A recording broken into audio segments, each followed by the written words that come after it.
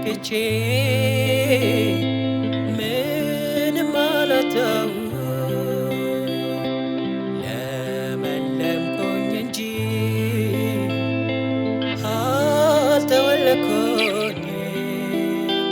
ከአንተ ጋር መኖር መልካም ነው፣ ለዘላለም ቢሆን ማትረፊያ ነው። ከአንተ ጋር መኖር መልካም ነው፣ ለዘላለም ቢሆን ማትረፊያ ነው። አንተ ነህ